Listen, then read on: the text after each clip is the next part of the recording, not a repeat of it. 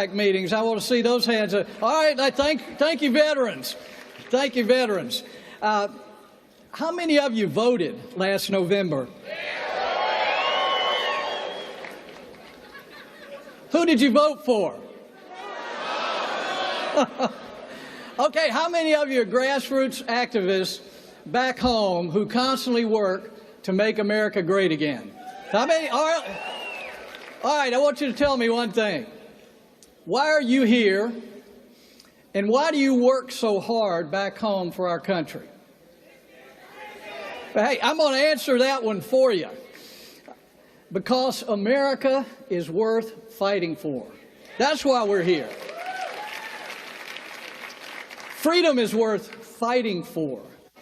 Our ideas of individual liberty, of free markets, of traditional values, of strong defense, these are all worth fighting for. These conservative ideas make America great and make life better for everyone.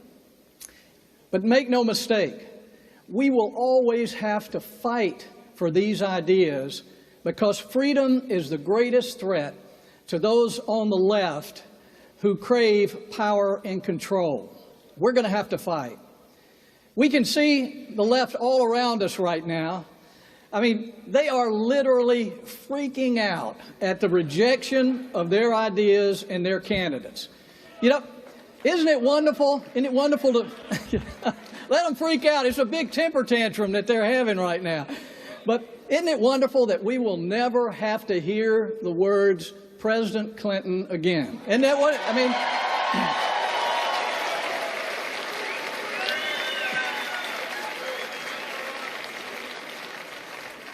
The left isn't protesting bad policies. They are protesting an election and the man Americans selected is their president. And they will do everything that they can to keep Trump from being successful. Last November, Americans dodged a bullet. No doubt about it, guys. And conservatives won a great victory. No doubt about it. But folks, let's not forget that there are no permanent victories here in Washington. All we won last November was the chance to get out of the stands and onto the field. Now the real fight begins. That's why we're here. As we gear up and equip ourselves for the fight ahead, for the fight of our lives, let's always remember and warn everyone who will listen that Washington is extremely good at lowering expectations. Sound familiar? Okay, all the guardians of the swamp are already whispering in the ears of Republicans in the Congress and in the White House, telling them not to keep their promises. I've been in a lot of these Republican meetings, and I know what the lobbyists, the consultants, and the pollsters are saying. They're saying Republicans should not overreach, that politics is the art of the possible. What they mean is that politics is the protector of the status quo. Don't rock the boat. Find the easiest road and take it. They're saying you can't build a wall and control our borders.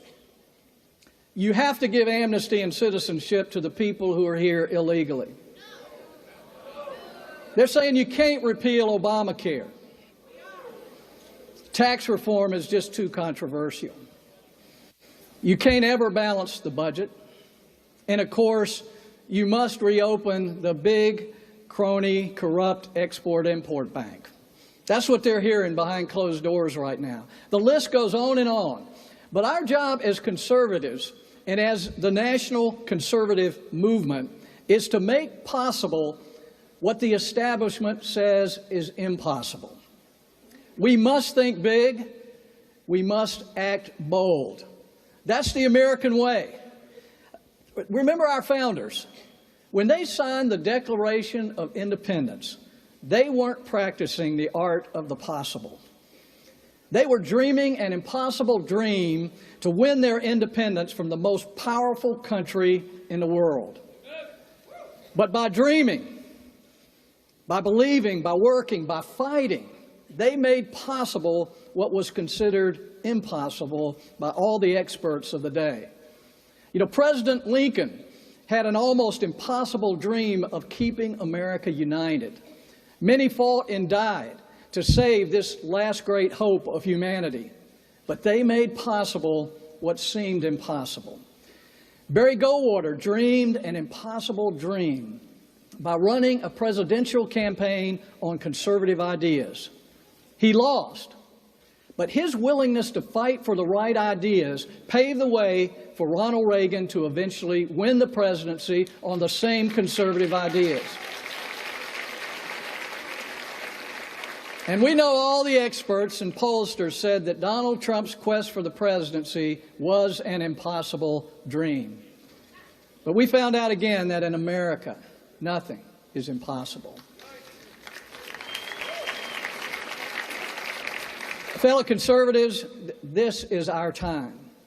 We cannot allow our representatives in Washington to squander this opportunity and again fall short of the promises that we've made to the American people. We cannot allow the left, the media, and squeamish Republicans to tell us that policies that will make life better for every American are impossible. We must and we can repeal Obamacare now.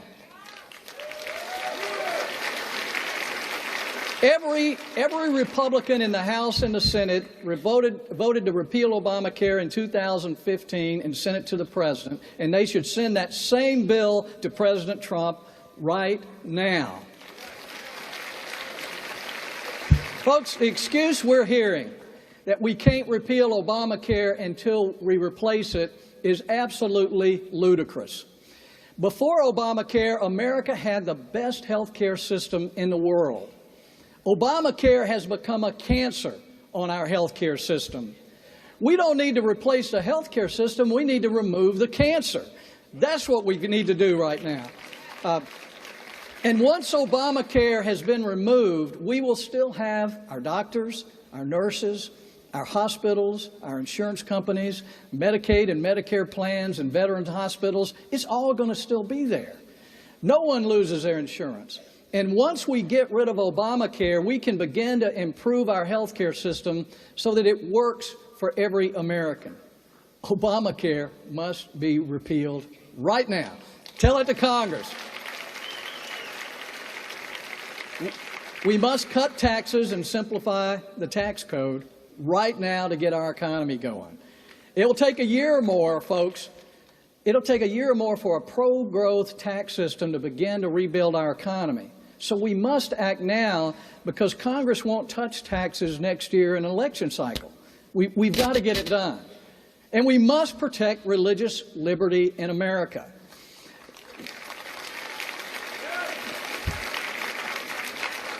We've got to reverse 8 years of abuse on our religious liberty by this Obama administration.